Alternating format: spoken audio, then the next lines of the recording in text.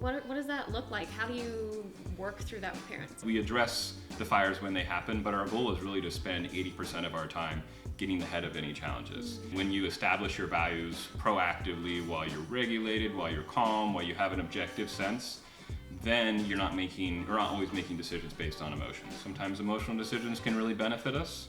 Sometimes they can work against us, but values-based decisions always work in our favor. I really appreciate you joining us. Either work or kid related. Why is this happening? What does the child need to express themselves? How can we help understand them? Here's a way to look at autism in which your child is not a problem that needs to be fixed. That's that shift in language that's so important. Hello everyone, welcome back to this week's episode of Feeling the Love with Big Heart Toys. We're going to be meeting with Kody Harms, a BCBA who specializes in working with families to find out their values and how to bring those to life. So make sure you tune in and learn about what he can do for you. Well, welcome Kody. It's so nice to have you. I would love if you could introduce yourself to our audience. Thank you for having me. Yeah. I'm Kody Harms. I'm a BCBA. I currently own and am the clinical director of Curated Family Therapeutics. We are a private therapeutic practice, and we support three populations. So we work with autistic teens and adults, often which are new to their diagnosis. We also support parents of neurodivergent children. And then we work with schools to support teachers with the therapeutic process within the classroom, and then also working with the administrations and the teams on creating more neuro-affirming education. Mm-hmm. So that's me. Amazing. Thank you so much. Yeah. And I would love if we could just start by defining BCBA. Yeah. Mm-hmm. So BCBA is Board Certified Behavior Analyst. Mm-hmm. There's a common association with the autistic community and ABA. That's what I specialize in. The way I like to say it is I specialize in breaking down your actions, your words, and your thoughts. Mm-hmm. And I focus on making those work for you rather than against you. Again, I think the common sort of connection, and maybe to your audience though, is ABA often supports early intervention through 21, supporting autistic or neurodivergent young people and their parents, and sort of addressing maybe some of the challenges they're facing in life, or really just helping them live the best version of whoever they want to be. Mm-hmm. And that's really my goal. But yeah, that's kind of the association that often people make. Yeah, amazing. Yeah. That, I think, very well said. I think I just want to dig a little deeper. So what are your particular passion areas in this field? Is there a particular group you love to work with, whether that's parents, siblings, whatever? Yeah, I mean, I kind of love all of it. I mean, like I said, I support all three. Like I own the company, but I'm also still doing it. Mm-hmm. I couldn't, as we continue to grow, I never want to be away from sort of that one-to-one time, which I'm sure you appreciate too. Yeah, absolutely. I'm third-generation educator, so it can't really get me out of schools. I love working with teachers. I think teachers, are the most important job in the world, and so like their mental health is really important to me. So I continue to focus on that. I also think like schools in general, for the friends that we work in that are neurodiverse, I think creating advocacy and awareness and adapting education to meet their needs is really important for not only them, but then their peers and society at large, right? Absolutely. I think for me, I really enjoy also working with parents, because that's such a being a parent is hard. There's no handbook for that, and then on top of that, you get this diagnosis that has different impacts on your life for better and for other reasons, and so I really enjoy that. And then working with the teens and autistic adults, but like that neurodiverse population is really what I'm focused on. Yeah. I enjoy working, I work with clients that don't have diagnosis, and I really love that. And I love seeing anybody have success and helping them through whatever they're working on. Mm-hmm. But neurodiversity is just always spoken to me ever since I was younger, and I don't see myself doing anything else, Yeah, you're passionate about it. That's awesome. Yeah. It seems like you love your job as a whole. Yeah. No, I do. Yeah. I like I said, I own the company, but I also do the work too, because I really enjoy it. I smile every day. I'm endlessly curious, and we're learning so much more about we know so much more about neurodiversity today than we did last year, than we certainly did 5 years or 20 years. And I'm sort of just endlessly curious, and really enjoy the advocacy and the education and the therapeutic aspect of that. Yeah, no, that's a really great point you bring up, and I want to ask you, because I know we've talked about this in previous conversations. What does the neurodiversity affirming approach mean to you, and how does that look in your practice? Yeah, I think it's an active practice as a clinician, right? Like even whether, I don't identify as neurodiverse, but even if you do, you're a practitioner that does identify that way. It's an active practice, and it's constant reflection on sort of like what are the neurotypical norms of society? How was I raised? How does that impact what I'm my goals and my relationship with the client? It takes a lot of research, I think the research now, while there's a lot of like evidence-based stuff, again, just because there's so many new voices and really important voices, sometimes the research is Instagram and Reddit, and like hearing these first-person perspectives that like there may not studies on what's happening. Yeah.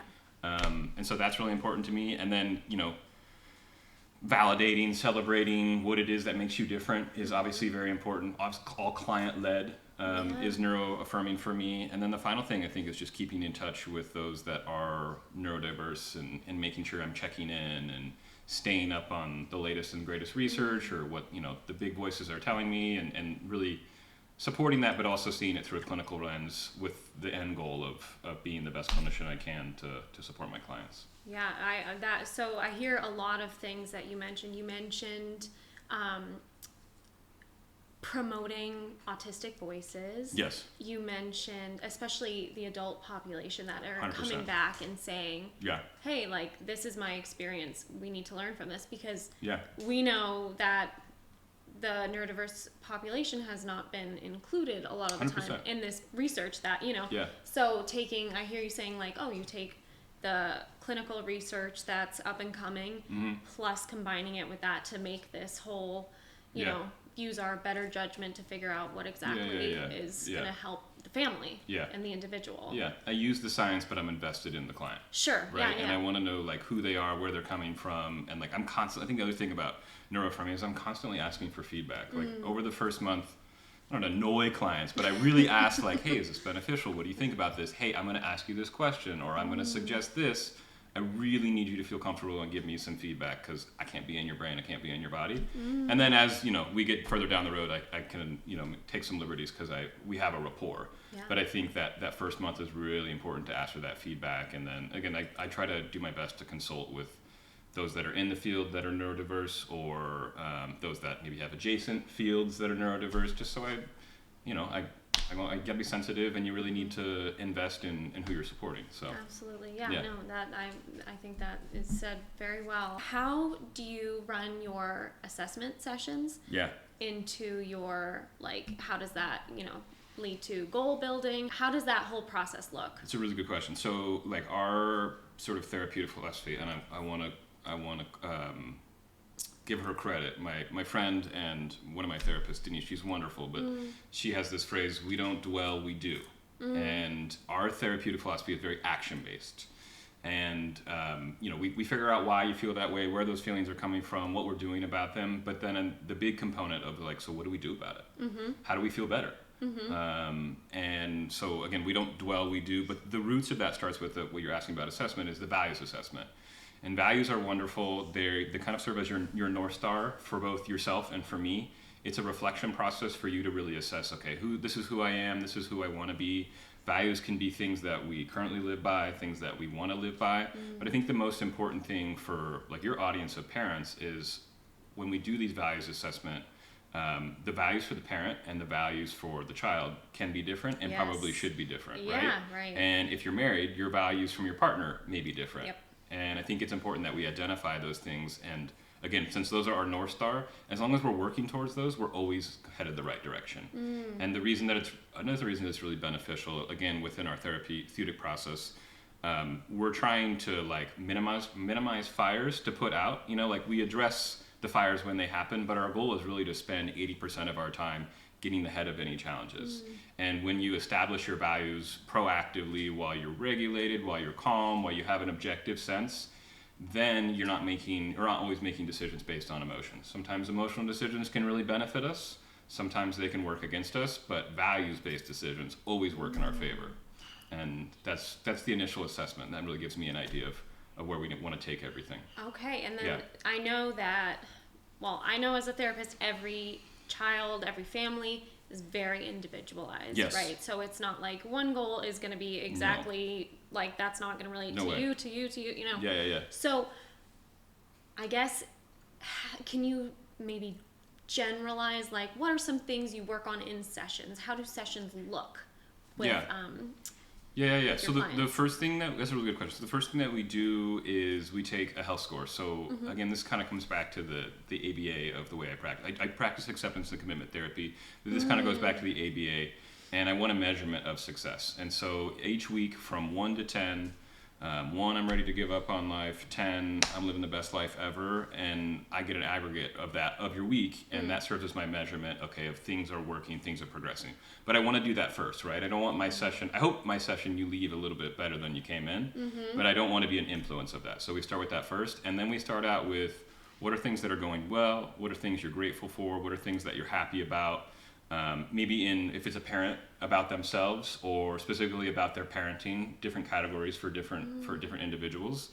And then from there, we talk about some challenges. And then our session, again, because so much of what we do is action-based, it's a lot of role play, it's a lot of discussion, it's a lot of prepping. Okay, I'm going to give you this as your homework or your goal for the next week. Let's talk through it. How do you feel? Let's practice with me. What are some situations what are some things that might go wrong? What are some things that are going to go well? Let's talk through all of that, and then you come back the next week and we kind of rinse and repeat until, like, I feel confident about that, I've met that goal, I want to move on to a different challenge in my life. Okay, wow. Yeah, so, and I hear you saying it's almost like you have goals for parents too. Oh, Like, yeah, 100%. And you work on that with parents, like one-on-one as well, is that correct? Yes, so different style of clients. So again, a lot of my clients, I'm just working with the individual that are adults, and then I do work for some clients that are still under conservatorship, and their parents they live with their parents, they're an active part.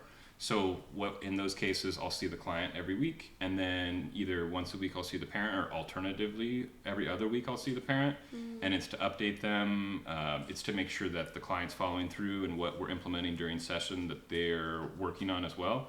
But then also, it's a lot of times it's like parent focused, like, how do I help myself to help my child? Right. And I know that you're going to ask me, I'm sure you're going to ask me about that later, but everything starts with the individual I'm working with, and then the rest of their life smooths out, right? Yeah. So if you're a parent, I want to start with you first, and I know that sounds counterintuitive as a parent. It sounds overwhelming and challenging because it's like, no, I'm here for my kid. Because that's our instincts as parents, and that's great. It should be, but what we realize is the more we focus on ourselves, the better we can be for our kiddo. And there's a balance to that, obviously, because you have to take care of needs, but that's kind of the root of self-care, right? When you take care of yourself, everything else levels out. Okay, yeah, no, I love that you said that, because that is a theme we've actually been hearing this, as we go through this process, talking with different professionals that, it's like the put your own oxygen mask on first before you can help someone else, right? Yes.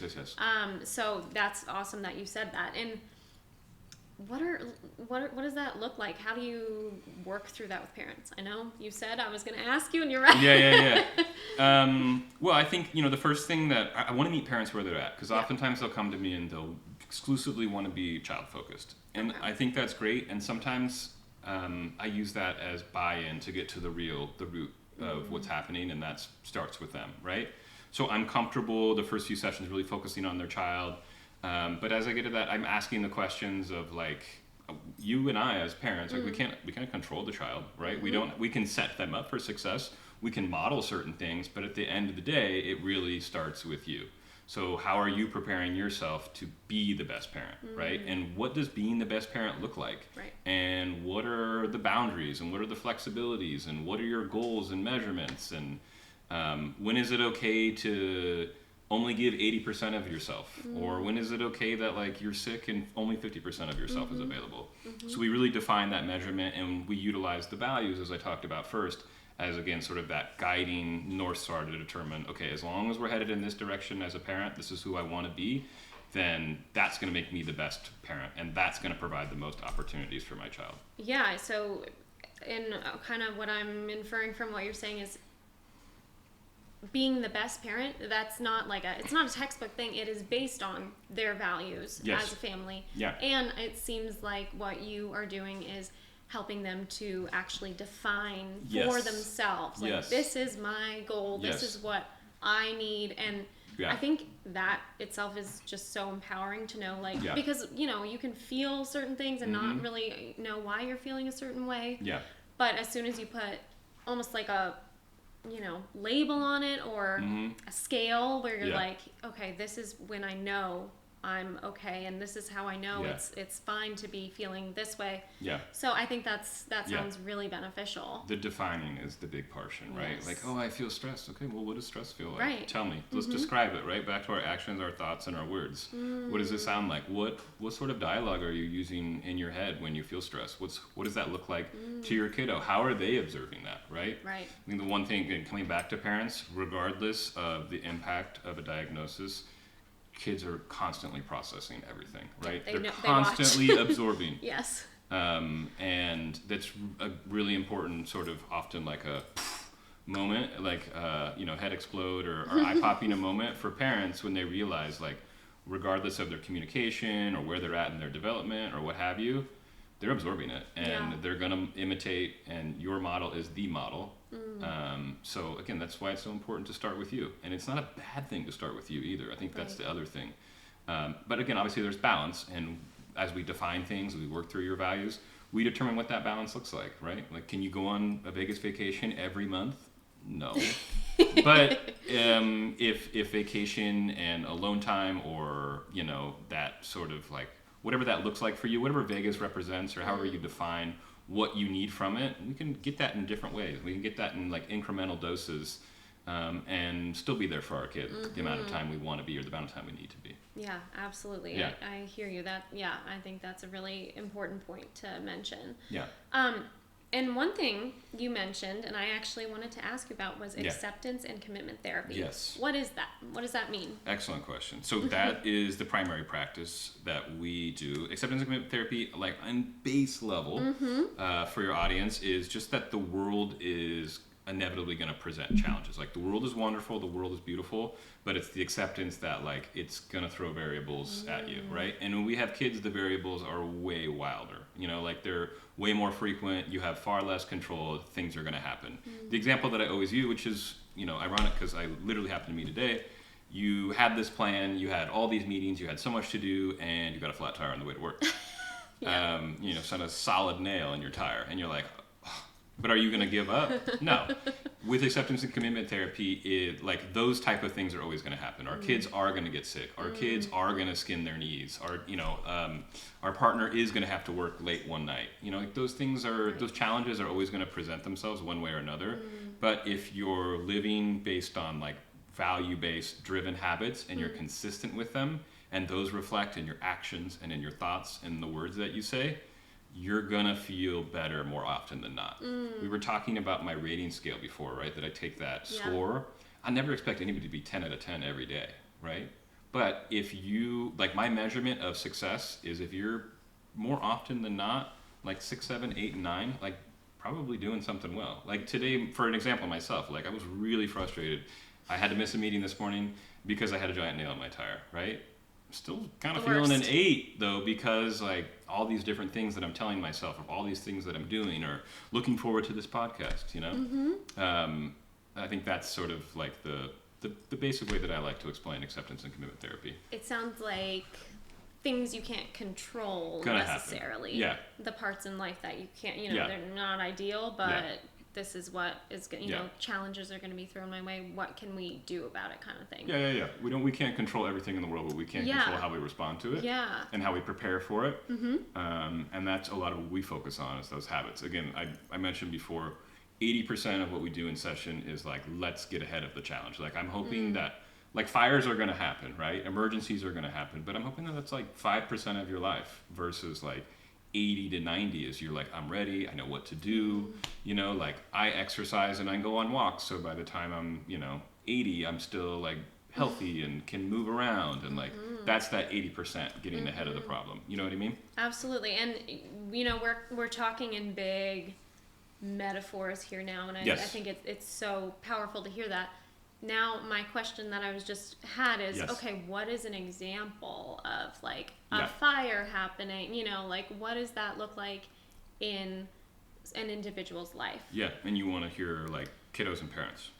Yeah, or it can be parents, kids, whatever. Yeah. I mean, I think again, what oftentimes as I observe parents, they'll come to me, and as we break things down, I sort of observe of like, okay, if we were to measure you in a battery, right? Your battery's pretty low, and if we were to measure what you're using your battery on, it feels like 95 to 100% are either work or kid related, right?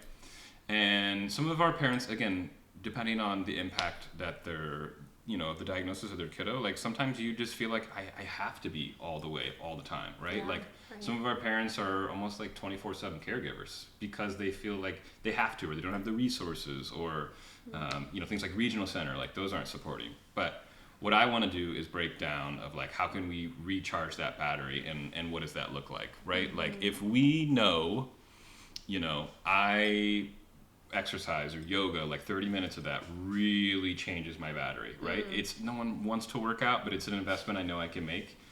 I'm not going to be so concerned that maybe the kiddo had a little bit more iPad time if that 30 minutes of iPad time equated to my 30 minutes of peaceful yoga. Right. And I know like every parent is concerned about screen time, which they should be, right? We do want to limit that.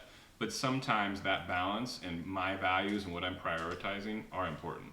And if it's SpongeBob SquarePants for 30 minutes, it would have been great if it was a math app, but it wasn't. And it's because I'm prioritizing my yoga, my health. So after I can be there for homework, or after I can be there for playtime, that kind of thing. You know what I mean? Yes, absolutely. No, Yeah. and I think that's a really great example. And I'm wondering, thinking about all of this, I know you and I have talked before about, well, obviously you work with parents, Yeah. you work with individuals, Yeah. and I know you also work with siblings. Yeah. Okay, so what does that look like? Process is very similar. So depending on age, so I work with siblings who are like teenagers, and this is oftentimes happens with parents, is they'll tell me, and teachers too, they'll tell me, I feel like I'm dedicating 80% of my parenting to one child.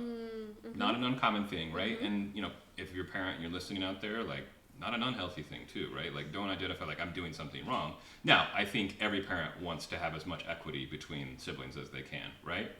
So what will happen is the siblings will come to me, and parents will come to me, and the same sort of process, I'm working with the sibling and the parent in sort of together, right? Especially when you're a minor and you're under 18. Is necessary, and I want to also have somebody to help hold you accountable throughout this. Right. But again, we start with the siblings' values, what they want, what they're focused on in life, who they are, who they want to be, and then the challenges that either like the household of the environment or the sibling are sort of presented, and we set goals and we sort of break that down based on their values. And then I think the most important thing is that I'm working with parents who, okay, these are my child's values. How help them access that more frequently, right? What does the balance look like? How can I shave just a little bit more time and set my other child up for success, because I realize I'm investing so much of my time in the child that's impacted by the diagnosis.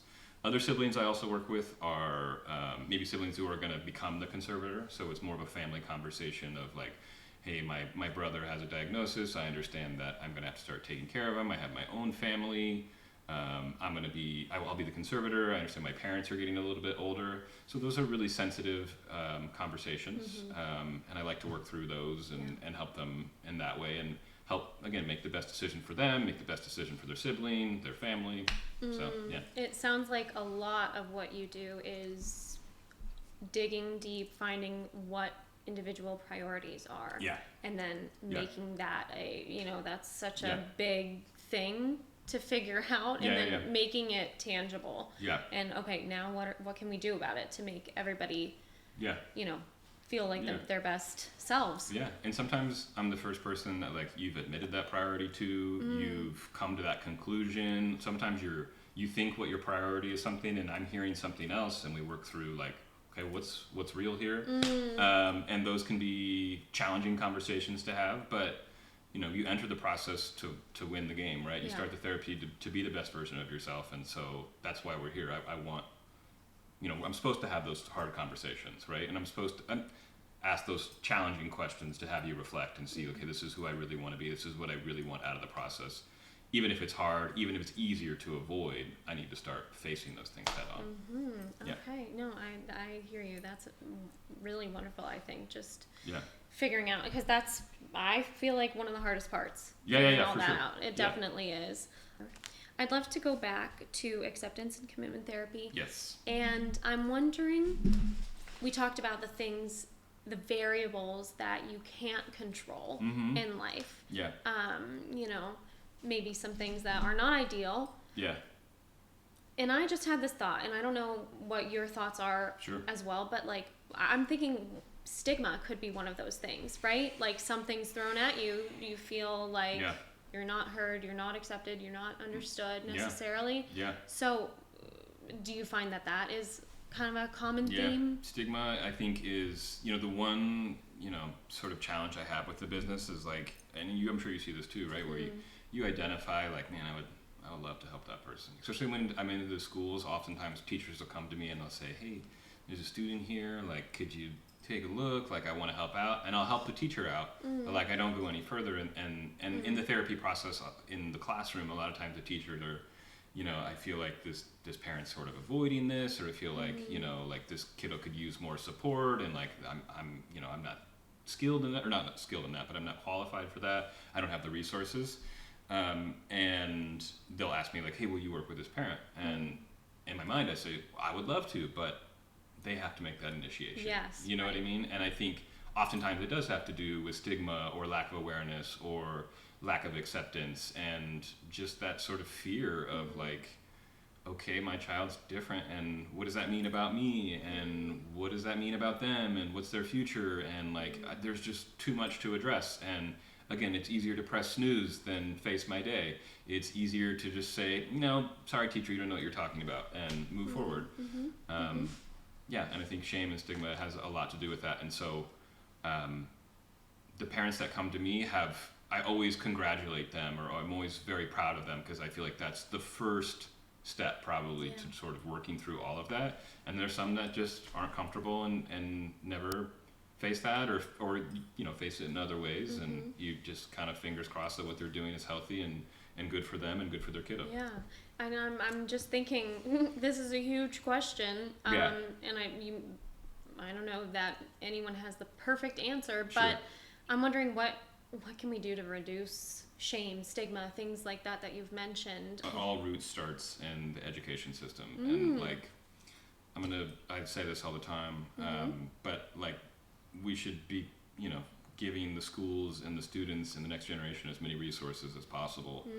And talk about these things openly, because these things like in a kindergarten aren't happening, right? Kindergartners aren't like shaming and stigmatizing each other. They don't understand that it exists, right? Like, these are constructs that are created as you get older. But like, at that age, you see like kids share with everybody because it's the classroom rule, and they're kind to everybody and all grown-ups, and hold the door and love reading, like all that stuff is embedded in there. So I just feel like the more resources and the more like social emotional education and emphasis we can place in that's going to be the next generation that sort of shapes all of that, right? And that's going to be the generation of like, hey, because I had the opportunity, I was so close to this person who was different than me, and they were neurodiverse, but because we had a friendship at age 10, like, I'm going to be open to hiring them at age 40, or vice versa, right? Like, maybe the CEO, like maybe it's Elon Musk who's neurodiverse, and he's hiring his friend from school because they had such a great relationship or whatever. Right. Yeah. Yes. Okay. So you talked about the school system. You talked about bringing change on that level. Yes. And something you mentioned earlier was amplifying autistic voices, listening to adults that have been through the experience, doing research that is up to date. I mean, it's hard to feel like, the average person might not just be like, I'm going to go research this today because I feel like it, It's I like what you said about the next generation. Hopefully we're starting to. Yeah, and I see that too. Like, I see clients that are teens or like in college, and like you can see that there's more acceptance, there's more awareness, like there's more support too, Yeah. and it's wonderful, it's beautiful, but I just think, for me, always wish there was more, right? Yeah. Like once an educator, always an educator, and I think that's a part of society you can't invest enough in. So yeah. Yeah, no, absolutely. And then, so I know you have just talked about how you go into classrooms. Yes. I know you provide community trainings. Yes. And I'd love to hear what those look like. So community trainings, we do like neuroaffirming education trainings, neuroaffirming like therapy trainings. We just like general like instructional strategies and curriculum adaptation. We do a lot of like social emotional training, but kind of catered around neurodiverse students. And then we also, like, again, one of our big portions that we do is we call it curated, the name of the business is Curated Family Therapeutics, so we call it curated classroom supports. And that's really taking that acceptance and commitment therapy hour and implementing it within individual classrooms in various schools. So Yeah. we'll work with the admin team, we'll say, like, oftentimes the sort of roots of it are oftentimes is that like teachers don't have the education or the support to supplement support for neurodiverse students, so they kind of feel overwhelmed, and like that's when their mental health dips. So we go in there and it's part professional development, part neuroaffirming education and adaptment, and then part the acceptance and commitment therapy with the teacher. And it's something I'm really proud of, something I'm really excited about. And then a lot of that also happens to be like some social emotional education for the students while I'm there too, right? Like, Kody, what are you doing here? Well, like I'll be very transparent of what I'm doing here, and we're gonna practice during PE, like that kind of thing. And that's the whole, like, that's not, you're taking a one child and working, you're talking to the whole class. Whole class, Yeah, right? I mean, that's primarily with the teacher, right? Right. But as the teacher, again, just like the teacher is going to have her own values and she's going to have her own goals, and some of it might be like, I need to focus on my self-care. Like I realize that like I'm burning myself out.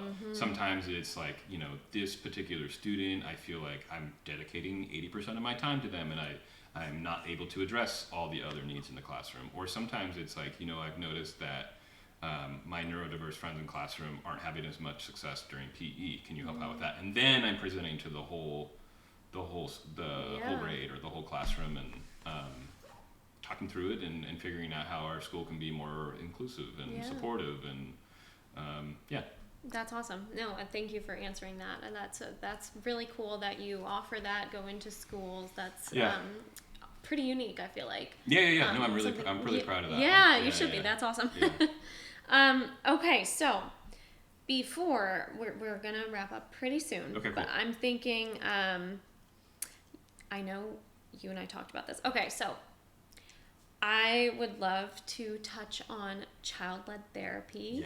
Yes, and the importance of sensory play. What is so important about that? Well, I think, just for your honest, I'll preface, I've been doing this for like 15 years. A lot of my work used to be with the little ones and the parents. I mean, just like my work now with adults and teens is client-led, same thing with kiddos, right? Like, the first thing as a therapist or anybody who's practicing is like, you want to be fun. Like, kids like fun. Yes. Fun equates to more learning, and kids usually gravitate towards like fun, silly activities. Right. And I think that's really important in the science between like having fun and learning, and like being motivated by fun to try challenging things. All of that is in spades, right? So that's so important. And then again, just like I would with any adult, any kid, like I want to work towards their values. Like, and obviously like 5 years old, depending on your communication, depending on where you're at in terms of all your developmental milestones, like it might be challenging to just verbally express in depth what your values are, but I can talk to parents, teachers, I can observe, I can interact with you, I can adapt my communication or the assessment to kind of get a better idea. And then within those, just working on who you want to be, right? Like if you are struggling with fine motor activity and you really want to be, and you really want to focus on that because you want to be better at video games, and for the reason your thumbs like they're not doing it, like okay, let's figure it out. Like I'll show you, this is where you're at, this is where we can be. Very cool. Or maybe you just like, you're not super interested in being social. I want to know like, okay, is that you're not interested in being social because you haven't had as much success, Yeah. or like maybe you just kind of like doing your own thing. Well, that's okay, cool. Then we'll work on something else. Okay. But yeah, I think that's imperative. And I think the other thing that I want to say for clinicians and parents is like, Yeah. regardless of what age, your child should be involved in every goal, every part of the therapeutic process. Their voice should be heard. Now, do we always listen to 5-year-old voices? No. And then sometimes 13-year-old voices, like, they just don't have the life experience, and we can push back on that too. But it's important, particularly for teens, that like they're at the table when you're having the parent meeting, unless, you know, we've kind of all agreed upon that ahead of time for a specific reason. They should be at that table because it's their life. You know what I mean? Absolutely. Yeah. Yeah. One thing that I've always, been taught to keep in mind and wanted to keep in mind was don't talk about a child in front of the child.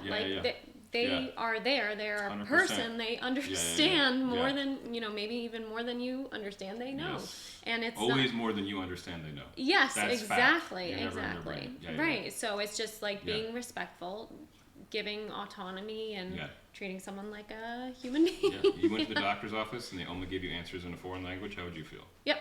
Feel really upset. Sure, Yeah. sure. And they're talking about like your life, Yeah. your blood And work, you have no and say. you have yeah. no say because you don't speak the language. That's terribly inappropriate. Sort of Yeah. same mindset. Yeah. Anytime you're doing And that. I really appreciate what you said about like, oh, okay, the social aspect, maybe that for this kid right here is not interested, and you're like, okay, Yeah. that's fine. So Yeah. it's not like, Yeah. these are my expectations Sure. for what the Sure. norm is, for what the Sure.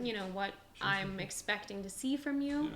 That's Maybe that kid wants to be a CEO though, and you gotta say, hey pal, like you have to interact with Yeah, employees. sure. You're the CEO. So. say, okay, this is but Yeah. even like going through that and explaining, Mm-hmm. okay, yeah, I hear you. I'm thinking these things might be important. What do you think? Yeah, And these are the opening. norms in your brain, which are great. Yeah. These are also the norms that society works with. Let's figure out a balance, and I want you to Yeah. be aware of those so we can practice Yeah. or work towards that, Yeah. or at least you feel empowered because you know. Yeah, and find out where that's important to you. That's really cool. Kody, I think that's everything. Yay! I really appreciate you Yeah. joining us today. It No, was thanks such a for having wonderful me. conversation. Yeah, that was really fun, and that was really smooth and relaxed. Yeah, it was good. nice. And if you want, you can share like your web. If you already shared Curated Family Therapy. Yeah, so we're at Curated Family Therapeutics on Instagram. I'm going to pick a new business name next time. Okay. It's www.curatedfamilytherapeutics.